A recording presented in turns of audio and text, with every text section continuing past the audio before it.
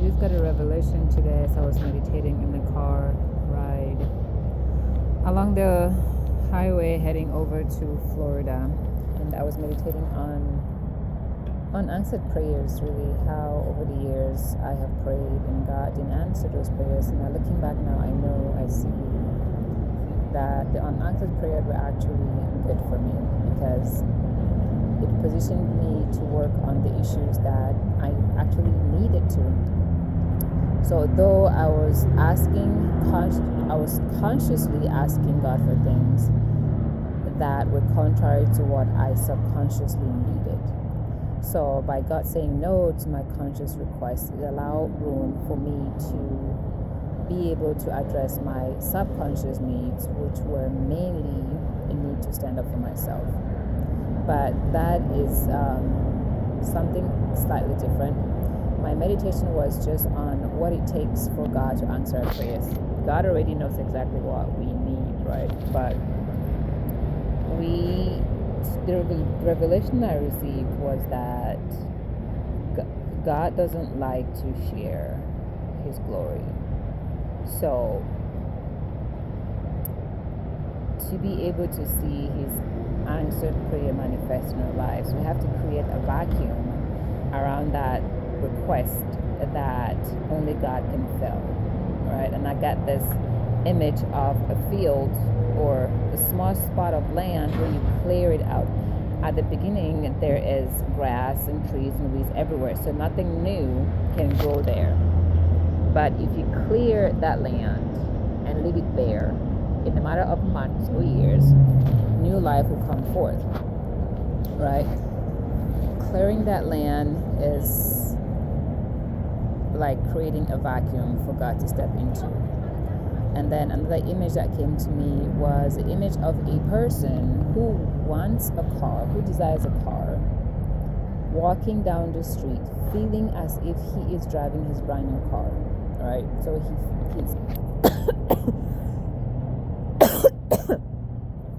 he wants a car. He's prayed for a car. And he's walking down the street, feeling as though he's driving his brand new car. It makes no sense, because there's a void, there's a vacuum. And that vacuum is that he is not actually driving the car. He needs a car that goes along with that feeling. And God has no choice but to step into that feeling and provide him that car to complete the picture. So I'm going to have to meditate on this more and see if there's a way I can break it down further for better understanding. But essentially, true prayer can be looked upon as creating a vacuum that God has no choice but to step into it and fill it. Because naturally, God doesn't share His glory. He works in a fashion that when He moves, it is clear to the world that He is the one moving.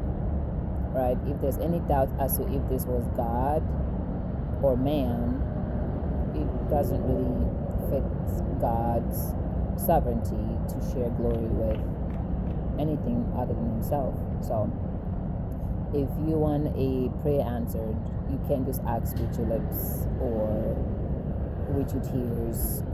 You have to step into the feeling of having received what you are asking for. That's what Jesus said. If you ask me for anything, believe that you have already received it, and it will be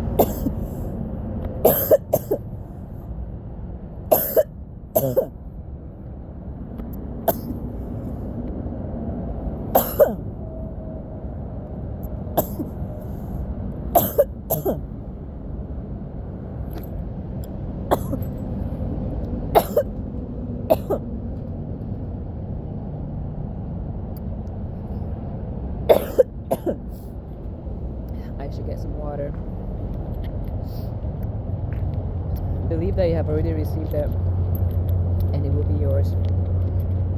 And believing is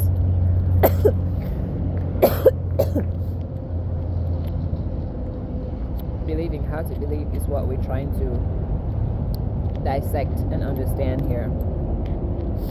Alright?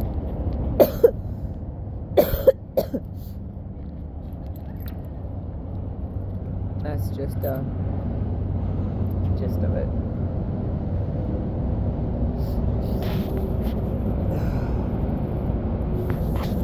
God only answers prayers when you believe that He's going to answer them. And that is aside from God just working because He's working. Not everything we get, we ask for. Sometimes God just does what God does because He's infinite in His wisdom. But what I'm talking about refers to specifically about you wanting something from God. You expecting something from Him that is not what He would ordinarily do. You have to move in a fashion that aligns with faith and believe in God for God to move in the direction that you want Him to move. God is always moving, but I think when we pray because we want to actually see God in action. We want to see Him move in a unique way that brightens our lives, brightens our day. God is constantly moving. But when you pray because God hasn't, or you want God to move in a certain way for your enjoyment, for your entertainment, for your satisfaction. And to get God to do that, you have to pray. You don't just pray, you believe. You must believe. You must believe. I mean, if you ask and you don't believe and you get it, it's probably because God was already on His way to do that anyways. Like, you have nothing to do with it. You praying didn't have anything to do with it. He was going to do it anyway. But if you want God to move in your favor, you have to believe as if He has already given you what you want. And you do that by assuming the feeling of the wish already fulfilled. Because if you believe something has already happened for you, you're going to feel like it has happened for you. You cannot not be happy about what is going to make you happy.